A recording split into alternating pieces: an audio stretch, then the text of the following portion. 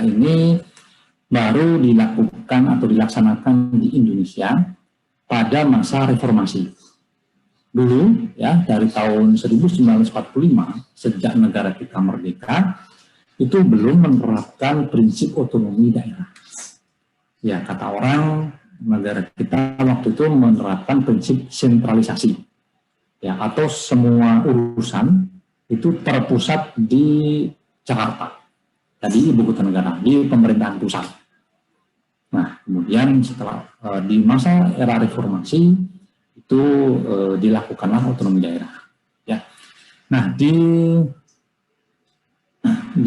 mana sejarahnya sebetulnya sudah banyak sekali usaha dilakukan, gitu ya. Seperti tahun 40-an itu ada suatu peraturan pemerintah tentang otonomi daerah dan sebagainya, namun sampai tahun 99 itu masih belum berjalan. Ya. Entah mengapa, ya mungkin itu sebuah masa di mana para pemimpin kita belum lihat titik pentingnya dari suatu otonomi daerah, ya mungkin seperti itu sehingga belum berlangsung, ya. Atau waktu itu mungkin pemimpin dari negara kita menghendaki adanya kekuasaan yang tersentral. Ya ini kan merupakan ini ya namanya pemimpin negara yang harus kita hormati. Bagaimana metodenya untuk dilakukan. Ada pemimpin negara yang lebih suka dengan sentralistik, ya.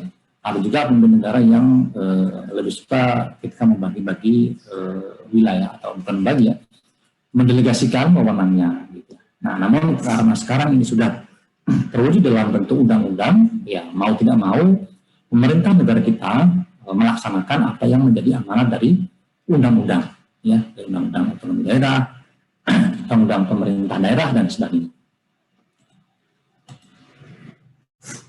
Nah, sebelum kita masuk ke seperti apa latar belakang dan sebagainya, kita perlu melihat apa sih pengertiannya.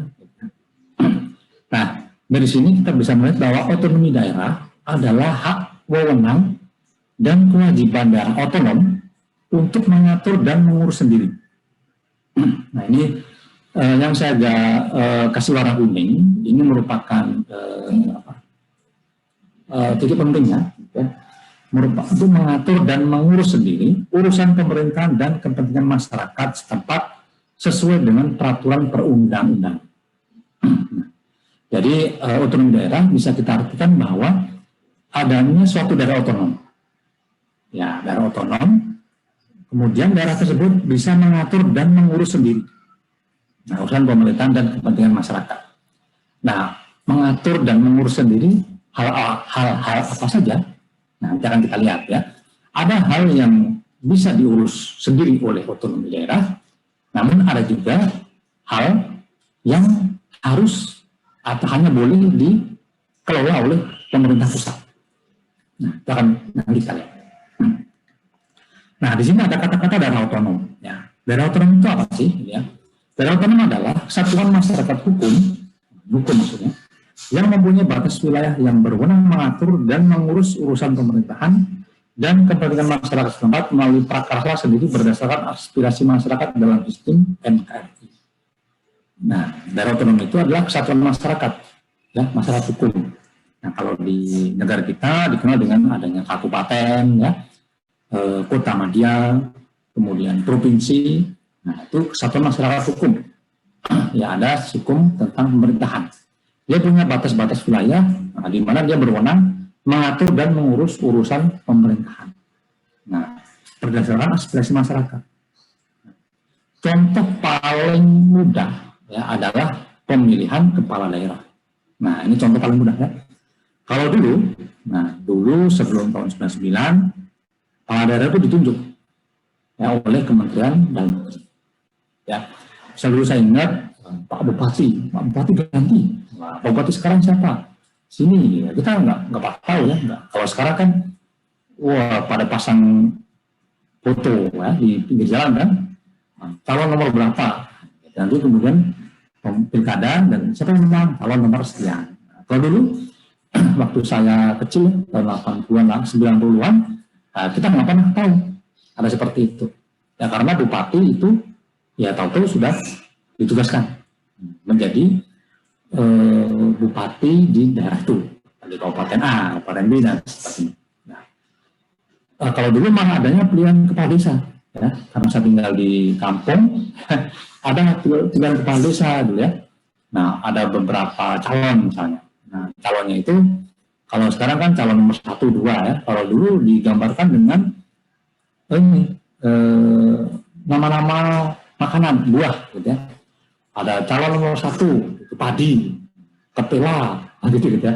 Jadi yang mana yang di apa kata bapak saya dulu yang dipilih itu gambar padi, gambar ketela, gambar pisang, nah gitu ya. Nah, ketika ngitung-ngitung, wah kita nonton di balai desa, nah, bisa kecil ya. Wah, padi, ketela, oh, siapa yang menang, gitu ya. Nah itu sampai sekarang ya kalau kepala desa masih seperti itu. Nah, jadi kalau bupati, kemudian gubernur baru sejak tahun 2000-an ya, ada tahun baru ada itu ya. Kalau Pak Camat sebelum masih enggak ya sampai sekarang enggak. Pak Lurah enggak ya dulu seperti Pak Lurah ya. Pak Lurah itu kan ditunjuk ya. Pak Lurah itu semacam kalau di kementerian yang lain itu eselon 3, eselon 4 gitu ya. Itu ditunjuk ya mutasi menjadi Pak Camat. Nanti bisa berbeda-beda dari satu ke yang lain ya. Itu belum otonom ya. Nah, yang otonom itu dari kabupaten, ya, provinsi, ya, karena bisa memilih atau mengumpulkan dari aspirasi masyarakat.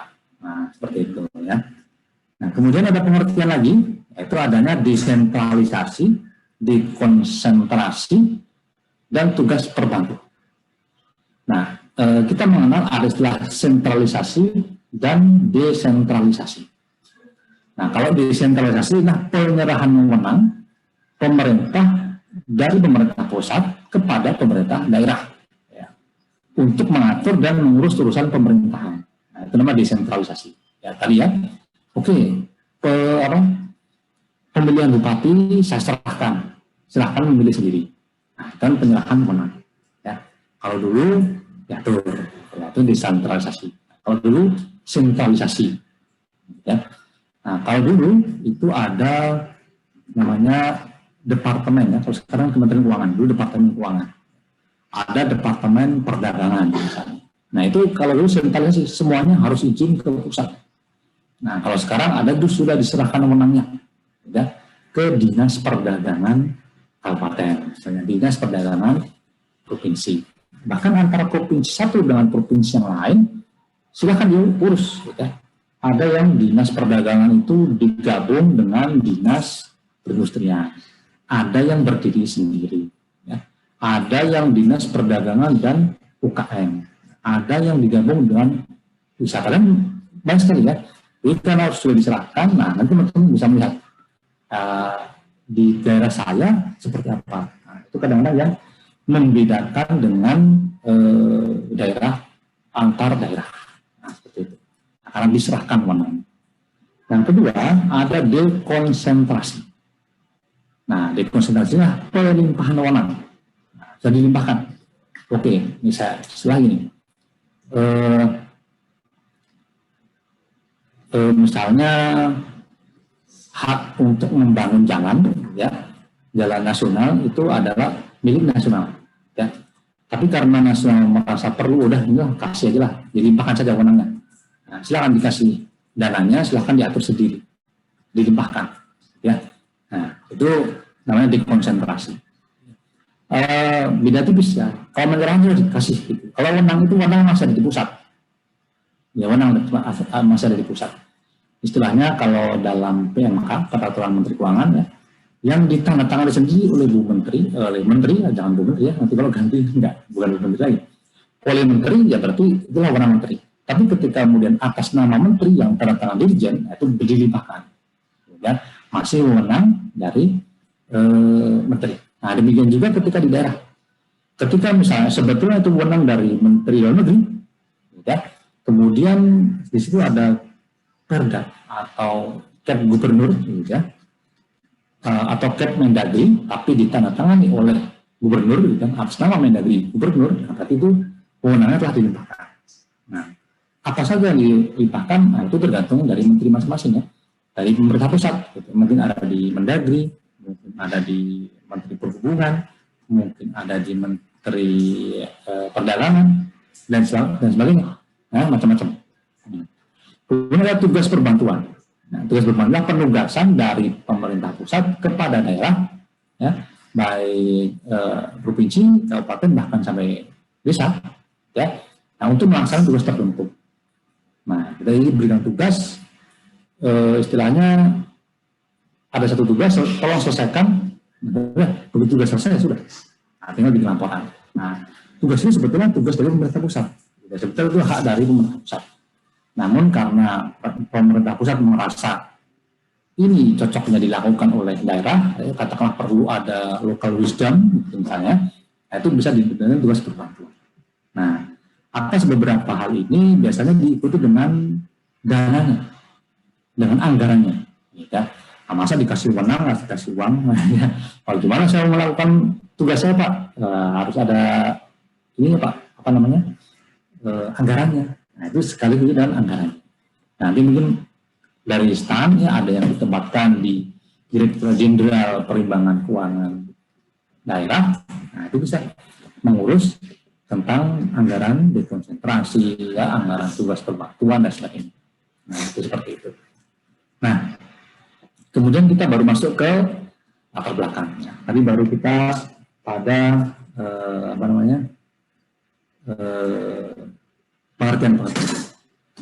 Nah, latar belakang, ya, tadi sudah saya sampaikan bahwa otonomi daerah ini baru muncul sejak tahun 99, setelah adanya era reformasi. Ya, ya mungkin seumuran dengan kalian lah, ya, umur dari otonomi daerah ini, kira-kira seperti itu, ya. Nah, latar belakangnya kira-kira ada 3. Ini saya ringkas, ya. Kalau di slide-nya yang di LMS itu banyak, tapi saya rasa intinya ada 3. Yang pertama, kondisi yang terpusat di Jakarta. Ya.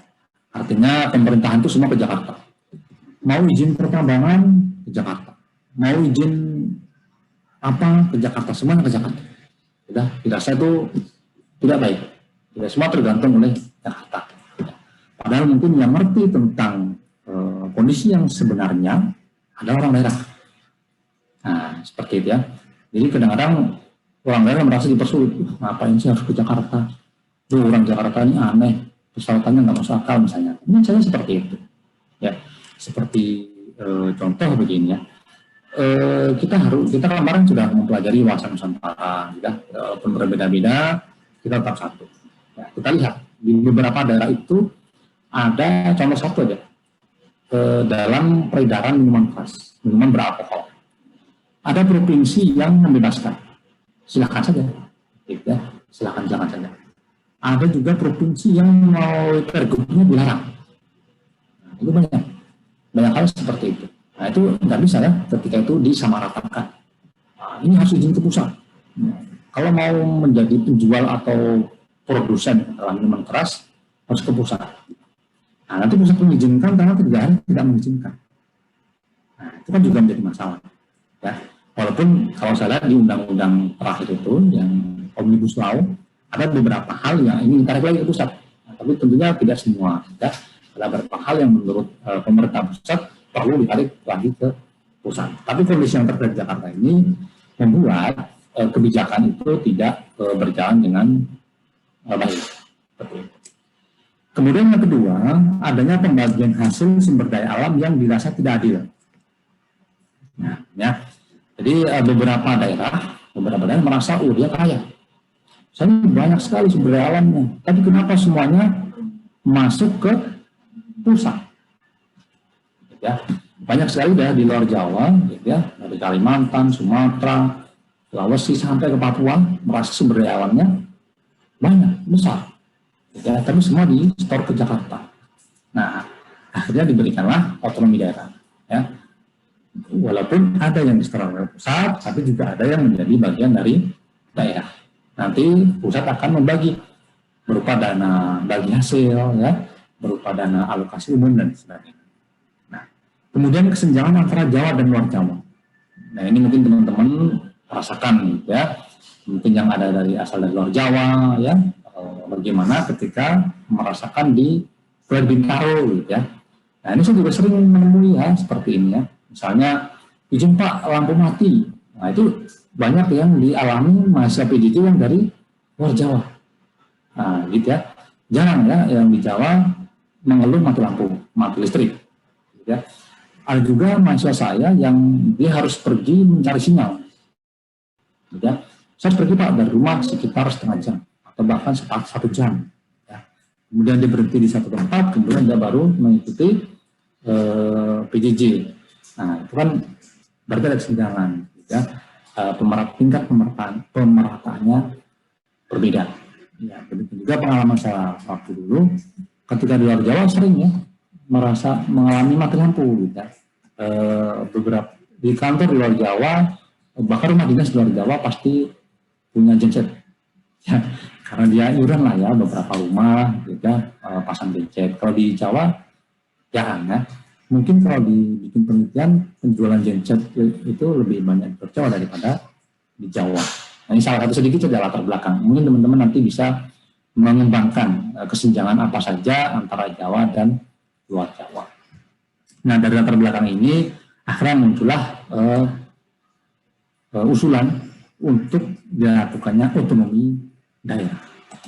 Nah, tujuan dari otonomi daerah ya karena tadi kita melihat latar belakangnya, dengan adanya otonomi daerah diharapkan bisa meningkatkan kesejahteraan masyarakat, pelayanan umum dan daya saing daerah. Nah, di sini pertama kesenjangan tadi diharapkan bisa menipis, ya, bisa menjadi sama rata. Pelayanan umum juga semakin baik. Ya. Kemudian ketika daerah-daerah itu berinovasi, daerah lain juga akan iri. Ya. Daerah sana bagus, ayo kita bangun, jangan sampai kalah dengan daerah sana. Nah, dengan otonomi itu memungkinkan. Nah, karena mereka bisa mengatur daerahnya sendiri. Ya. Kemudian lama-lama ada juga jadi pemekaran. Ya. Dulu ketika saya sekolah, provinsi hanya ada 27. Itu pun masih ada timur-timur ya, sekarang sudah tidak ada. Nah, ternyata sekarang menjadi 34 kalau ya. Nah, provinsi bertambah, kabupatennya juga begitu, juga bertambah. Nah, ya, harapannya dengan pemegang kekuasaan pemerintahan lebih dekat dengan rakyatnya, nah, itu menjadi lebih terjangkau gitu. Kalau luas yang megang ini, katakanlah yang ngatur ini hanya dari Jakarta, gitu, nanti di daerah itu akan ada yang terlewat. Gitu. Nah, harapannya dengan adanya otonomi daerah, semua daerah itu akan terjangkau. Ya, walaupun kenyataannya ya mungkin masih ada saja yang tidak merata. Nah, tapi ya tujuannya bukan seperti itu ya. Tujuan akhirnya berarti dia belum mencapai tujuan akhirnya atau belum mencapai hasil yang maksimal. Kemudian tujuan kedua adalah mencegah sentralisasi kewenangan di pusat pemerintahan dan membangun masyarakat yang demokratis. Nah, jadi kalau tersentralisasi itu tentunya kurang bagus, gitu ya, karena berbahaya ketika kewenangan itu hanya ada di pucuk pimpinan. Ya, bahaya ketika terjadi katakanlah dalam tanda kutip korupsi, penyalahgunaan kewenangan dan sebagainya. Nah, itu hal-hal yang perlu dihindari. Yang ketiga adalah mencapai pemerintahan yang efisien. Efisien, harapannya begitu ya. Nah, jadi dengan otonomi daerah, ujung-ujung tidak harus ke pusat. Ya, setiap daerah mengelola sendiri, mengetahui kelebihan dan kelemahannya daerah masing-masing. Nah, sehingga dengan local wisdom tadi, bisa menjalankan pemerintahan yang lebih efisien. Nah, kemudian yang keempat, agar masyarakat dapat berpartisipasi dalam pembangunan ekonomi di daerah masing-masing. Ini kan tentu lebih banyak lagi orang yang bisa berpartisipasi gitu ya, misalnya pemilihan kepala daerah, ya. Kemudian yang kedua, katakanlah terlibat dalam penyusunan kebijakan publik. Nah, harapan seperti itu. Nah, dalam penyusunan kebijakan publik, nah teman-teman perlu juga mengetahui ya, bahwa sebetulnya masyarakat itu bisa berpartisipasi. Ya, contohnya satu tadi ya tentang pemilihan kepala daerah. Nah, yang kedua misalnya dengan ketika mengusulkan peninjauan pada Mahkamah Konstitusi. Ya. Ketiga, banyak sekali sekarang kementerian dan lembaga yang membuka punya PPID, pejabat pelayan yang pengelola informasi. Nah, ini kita sebagai masyarakat bisa memberikan informasi, sekaligus juga kita bisa berpartisipasi dalam kebijakan publik. Sedang dilakukan pembahasan tentang aturan apa. Nah, itu secara hukum itu memang wajib untuk di-share. Nah, sehingga masyarakat yang punya concern terhadap hal itu bisa ikut dalam kebijakan publik. Bahkan ada namanya OGI, Open Government Indonesia. Ya, teman-teman bisa browsing nanti ya tentang OGI, Open Government Indonesia. Nah, itu membuka kesempatan bagi masyarakat untuk berpartisipasi dalam kebijakan publik. Tapi memang sayangnya hal seperti ini belum banyak diketahui oleh masyarakat, ya. Dan juga prosesnya tidak diketahui oleh masyarakat umum, sehingga tahu-tahu masyarakat, sudah ada aturannya, tapi kok nggak cocok dengan dunia kerja misalnya. Nah, seperti itu. Memang harapannya ketika aturan itu keluar, itu muncul, itu cocok dengan apa yang diinginkan oleh masyarakat. Ya. Kalau di Kementerian Keuangan sendiri, ketika membuat PMK, peraturan menteri keuangan, itu sering juga mengundang stakeholder, ya, seperti asosiasi, kemudian perwakilan dari misalnya perusahaan-perusahaan yang terkemuka, ya, perusahaan besar dan sebagainya, itu diundang. Nah, kita mau membuat kebijakan seperti ini, bagaimana pendapatnya? Nah, dibikin FGD. Nah, itu merupakan salah satu tata kelola dari good governance. Nah, di otonomi daerah pun tujuannya seperti itu, mewujudkan adanya good governance. Nah, dalam otonomi daerah itu ada 9 prinsip yang saya ambil ya. Sekarang masih ada juga yang literatur yang menyatakan banyak sekali prinsipnya. Tapi saya kemudian 9 yang prinsip utama. Nah, ada 3 prinsip yang utama dan 6 prinsip yang penunjang. 3 prinsip utama adalah otonomi nyata. Ya, otonomi nyata ini otonomi yang memang benar-benar sebenarnya, dan bukan otonomi yang semu. Ya. Tidak hanya lip service. Kita dibilangin otonomi, tapi dipegang oleh pusat. Nah, itu kan lip service saja. Ya. Nah, ini yang menurut prinsip otonomi daerah adalah otonomi yang nyata. Memang daerah benar-benar mempunyai kewenangan. Ya. Nah, yang memang menjadi wewenangnya. Kalau yang tidak menjadi wewenangnya ya tidak ya. Nanti akan kita lihat mana yang menjadi wewenangnya dan mana yang tidak. Ya. Termasuk dalam keadaan darurat seperti ini, sebetulnya setiap daerah berhak untuk menyelenggarakan PPKM. Ya. Tapi karena isu lingkungan sudah nasional, akhirnya PPKM diatur oleh pemerintah pusat. Nah, tapi sebetulnya kemarin-kemarin sebelum ada PPKM darurat ini kan ada ya beberapa daerah yang menyatakan wilayahnya PPKM. Nah, seperti itu. Namun ternyata tidak sesuai dengan harapan ya. Katakanlah daerah Tangerang Selatan PPKM misalnya. Daerah Tangerang tidak, ya akhirnya orang berbondong-bondong ke Tangerang. Jadi yang orang Tangerang Selatan mainnya ke Tangerang ya, sama aja ya. Jakarta PPKM ya, tapi Bogor tidak ya. Jadi akhirnya akhir pekan orang Jakarta pada main ke Bogor gitu ya. Ya, jadi ya sama saja ya. Nah, akhirnya pemerintah pusat memandang perlu adanya PPKM yang terintegrasi ya, diatur oleh pusat. Seperti itu. Prinsip yang kedua adalah tanggung jawab. Ya, artinya ya kepala daerah atau pemerintah daerah bertanggung jawab atas segala pemerintahan yang dilakukannya. Ya, tidak melempar tanggung jawab kepada pemerintah pusat. Ya, artinya dia mengatur sendiri dan mempertanggungjawabkan sendiri apa yang dia lakukan. Yang ketiga adalah otonomi seluas-luasnya. Ya, pemerintah memberikan ya wewenangnya kepada seluruh hal, ya, kecuali 6 hal, ya 6 hal nanti akan kita lihat di slide berikutnya ya, masuk keuangan, fiskal, ya, luar negeri dan sebagainya. Nah, tapi selain itu diberikanlah otonomi yang seluas-luasnya. Kemudian yang lainnya dinamis. Dinamis ini artinya adalah bahwa otonomi daerah ini tidak kaku, tidak kaku. Setiap saat bisa berkembang, ya bisa berkembang. Katakanlah pemerintah pusat juga bisa melakukan evaluasi, pemerintah daerah bisa melakukan evaluasi dan sebagainya. Kemudian prinsip selanjutnya adalah kesatuan. Nah, kesatuan di sini adalah prinsip bahwa harus mendahulukan kesatuan dari bangsa Indonesia. Ya, walaupun setiap daerah itu mempunyai kewenangan dalam otonomi daerah, tapi tidak boleh ya bertujuan untuk memisahkan diri. Ya, harus tetap pada prinsip persatuan dan kesatuan bangsa. Nah, Kemudian prinsip selanjutnya adalah penyebaran.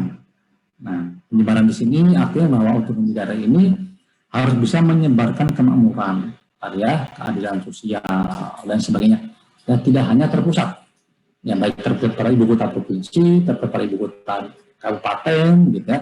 Nah, sehingga kemakmuran, kesejahteraan bisa lebih menyebar.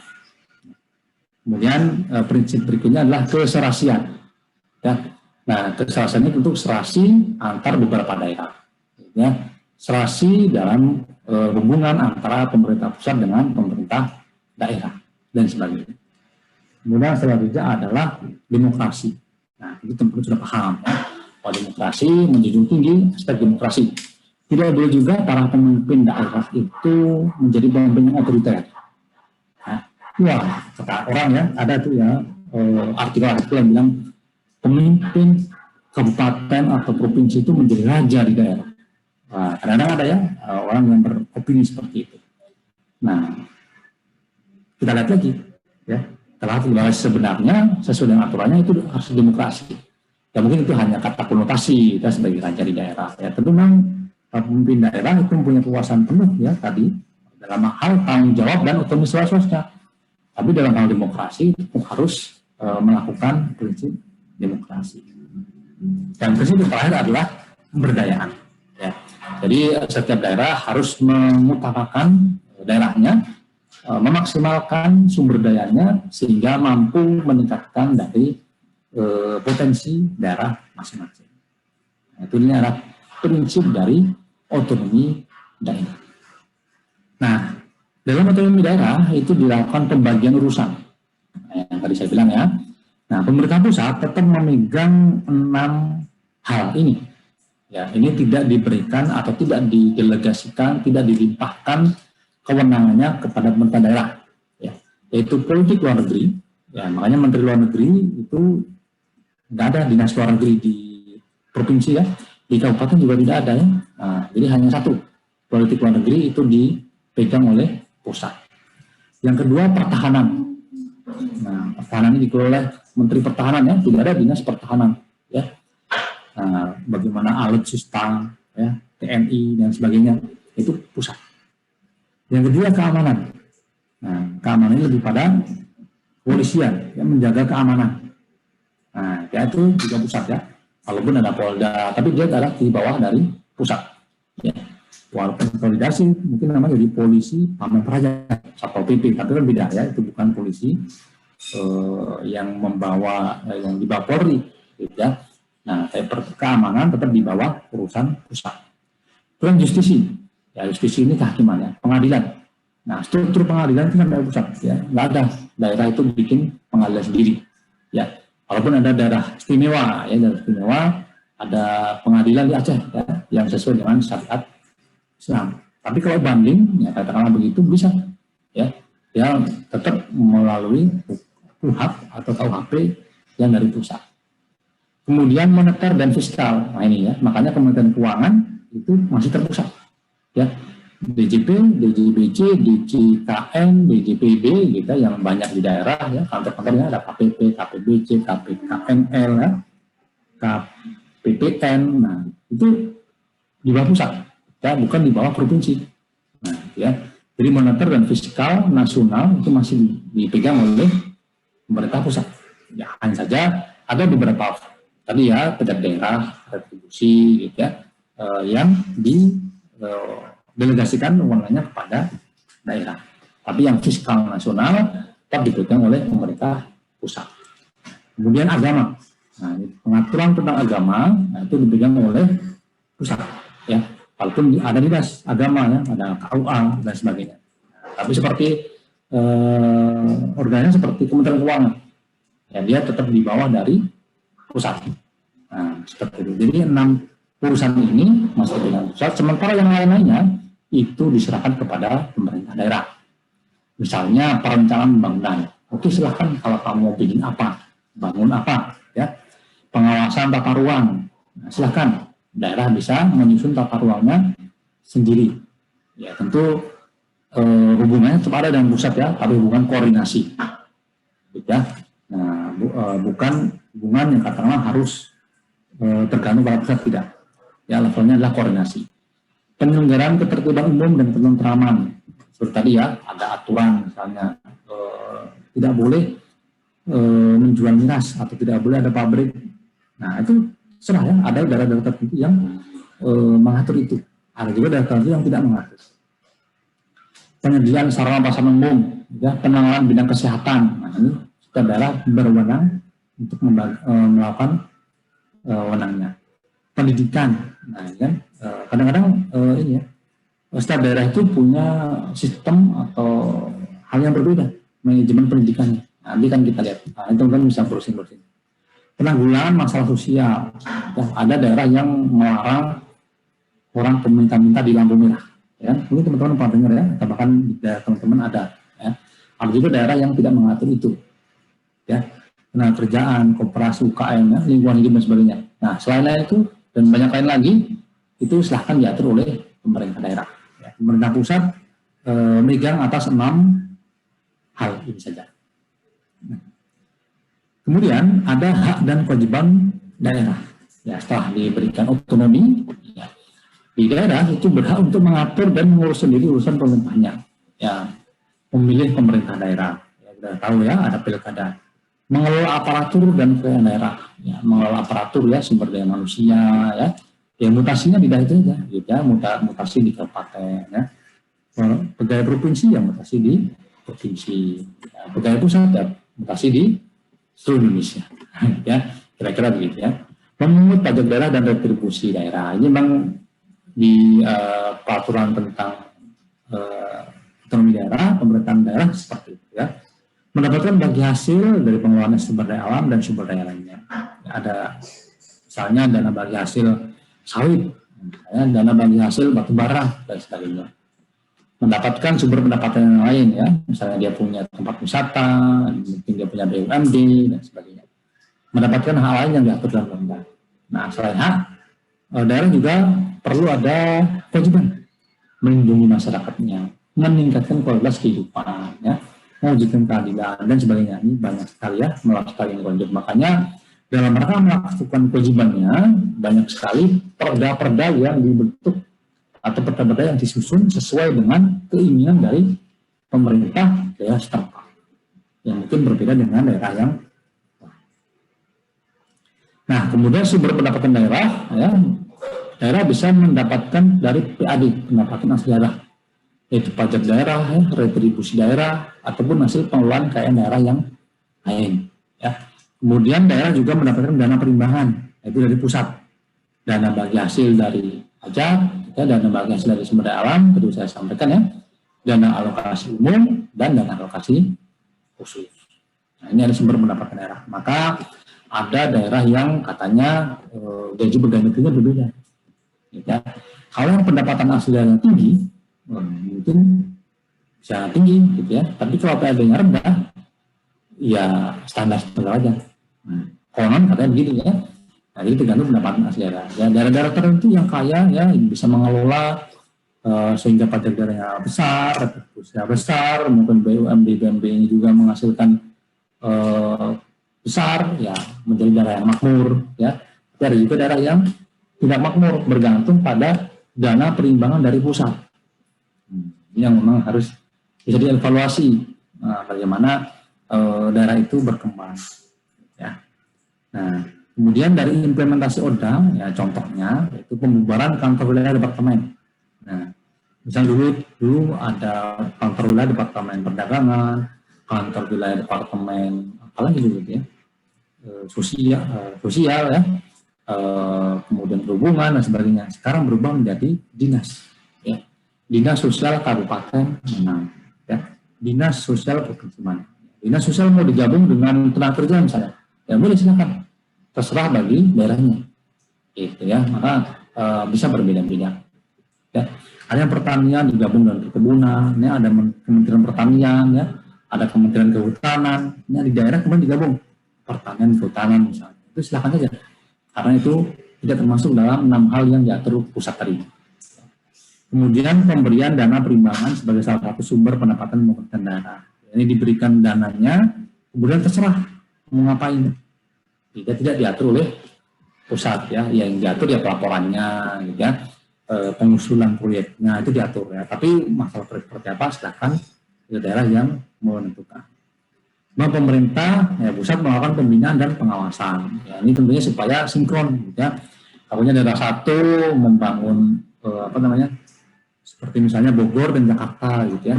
Nah, Bogor melarang adanya pembangunan villa di puncak, misalnya, karena khawatir dengan adanya penebangan pohon yang sangat banyak sehingga banjir di Jakarta. Nah, Jakarta merasa perlu ada apa namanya, pentingan terhadap penanggulangan apa pencegahan banjir dan sebagainya. Nah, ini yang antar daerah, nah, maka pemerintah yang lebih tinggi akan melakukan pembinaan dan pengawasan. Nah, kemudian implementasi udah di sisi pemerintah daerah, ya, pemerintah menerima dana perimbangan, ya, kemudian bisa memungut pajak daerah, pajak retribusi daerah, ya, memilih pemimpin daerah, mengelola aparatur daerah, ya, mengelola pegawainya, mengelola kekayaannya, meningkatkan pelayanan umum, ya, pendidikan, kesehatan dan sebagainya. Nah, itu implementasinya ya. Nah, ini dari sisi pemerintah daerah yang tadi ini yang dilakukan oleh pemerintah pusat. Nah, jadi seimbang antara apa yang dilakukan oleh daerah dan apa yang dilakukan oleh pusat. Nah, seperti itu. Nah, kemudian terakhir, diskusi. Sebelum diskusi, silahkan dari teman-teman mungkin ada pertanyaan atau komentar tentang apa yang saya sampaikan tadi tentang otonomi daerah. Silakan.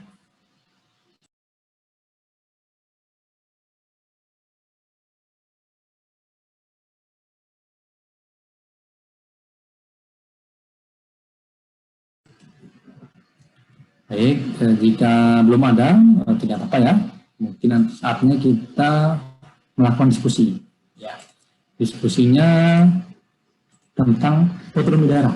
Ya, nah tadi kan ada implementasi ya dari otonomi daerah. Ya, nah silakan teman-teman. Di sini ada 5 ya, 5 nanti saya bagi menjadi 5 kelompok, 5 breakout room. Nah, identifikasi penerapannya seperti apa?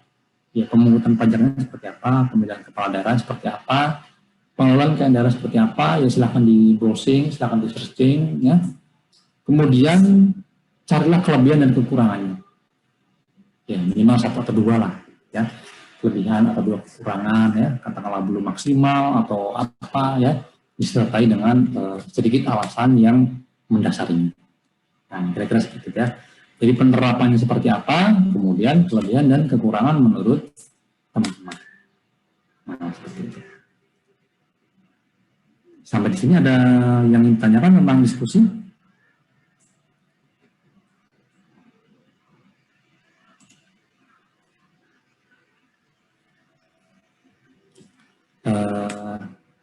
Kalau tidak, tolong saya jadikan host lagi atau host. Karena tadi saya keluar. Saya mau membuat breakout room.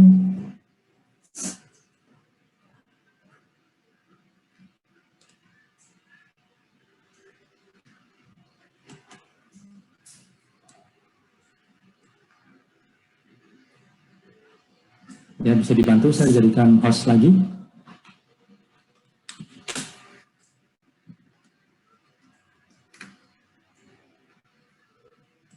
Hostnya ada di Raihan, Pak. Ya, nggak tolong aja dia tunjuk saya sebagai host.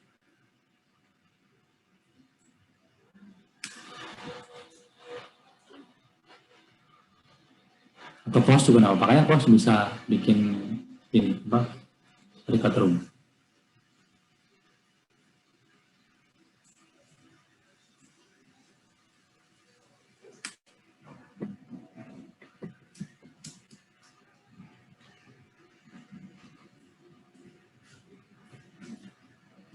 Mana bahan?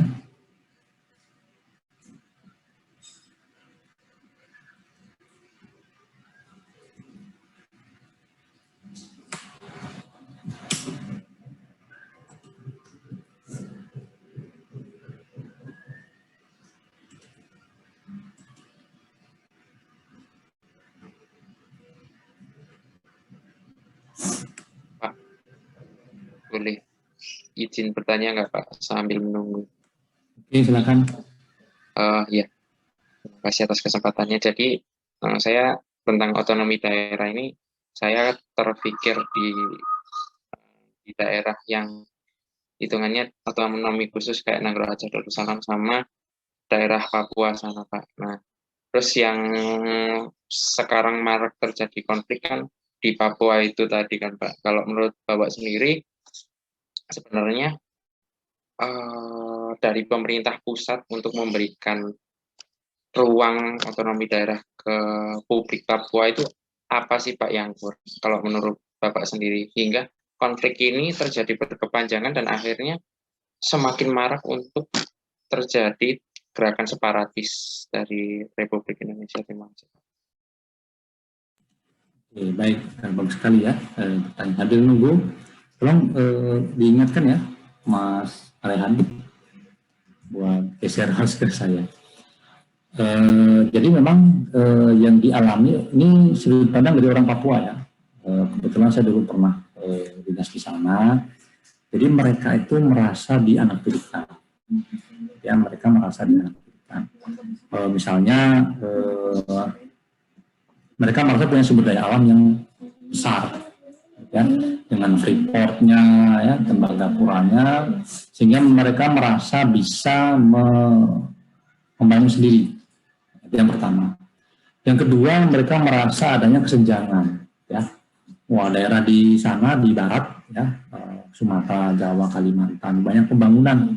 Sementara di sini kok kurang. Mereka merasa seperti itu, sehingga mereka merasa dianaktirikan, ya. Dan dulu waktu zaman sebelum reformasi itu kan dilakukan pendekatan secara militer, ya, secara militer. Mereka itu sangat takut dengan Kopassus, ya, dengan tentara, ya. Kalau sama polisi mereka nggak takut, mereka takutnya sama tentara, sama polisi. Gitu.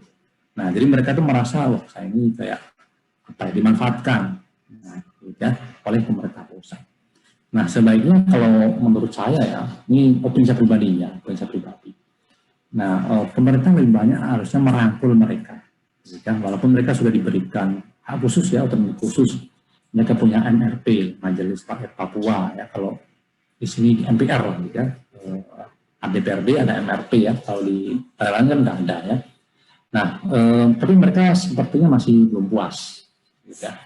Hal yang kedua mungkin sosialisasi, ya, bahwa pemerintah pusat itu sudah memberikan banyak hal itu belum tersampaikan. Ya. Seperti dalam kenyataannya bahwa PAD mereka ya, tidak mampu mencukupi seandainya mereka ketahuan dan terbukti diberikan kemerdekaan. Tapi mereka kebanyakan tidak mengetahui itu, tidak memahami hal itu.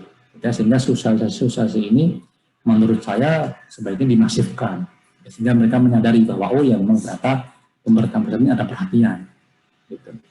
Yang ketiga pendidikan, ya, pendidikan di sana jujur saja pendidikan itu kurang lah ya, sehingga mungkin ya katakanlah taraf pendidikannya, taraf pengetahuan mereka dibanding dengan negara lain itu tertinggal, sehingga pola pikir mereka belum bisa ini ya, belum bisa membedakan atau berubah gitu ya, masih merasa bahwa dia dianaktirikan dan sebagainya. Ya walaupun memang harus diakui ya tingkat kemajuan, ya, tingkat pembangunan mereka memang masih kalah. Ya jujur saja mereka masih kalah. Tapi setidak-tidaknya mereka dengan adanya sosialisasi merasa diorangkan, gitu, merasa ditambah pembangunannya. Mungkin mereka bisa akan berpikir menjadi sebaliknya, tidak berpikir lagi. Dan ada juga yang berpandangan ketika saya di sana ya, kalau Papua ini diberikan hak merdeka, itu ada kemungkinan juga mereka itu perang saudara. Ya karena kesukuan mereka itu sebetulnya masih kuat. Gitu, mereka persaingan antar suku, perang suku ya bahkan itu masih ada. Ya, jadi sebetulnya kalau dilepaskan ya silahkan merdeka, mereka akan gontok-gontokan sendiri juga ada kemungkinan itu. Gitu. Mereka gontok-gontokan sendiri, malah nggak jadi membangun mereka sendiri, itu bisa jadi seperti itu. Gitu. Nah, mereka kadang-kadang tidak mengetahui kemampuan mereka, gitu ya. hanya berpikir bahwa wah saya ingin merdeka, ya, tanpa mengetahui dalamnya seperti apa. Ya, mungkin itu kira-kira jawabannya. Ini opini dari saya dan pengalaman dari saya sebelumnya. Baik teman-teman, saya akan bagi menjadi 5 breakout room ya. Nanti waktu kita sekitar 15 menit. Nah, silahkan masuk ke breakout room ya. Kelompok 1 berarti yang pertama ya, kelompok 2 yang kedua dan seterusnya. Nah, silahkan kita ada waktu sekitar 15 menit untuk ke breakout room dan nanti saya harapkan ada pemaparan dari masing-masing kelompok.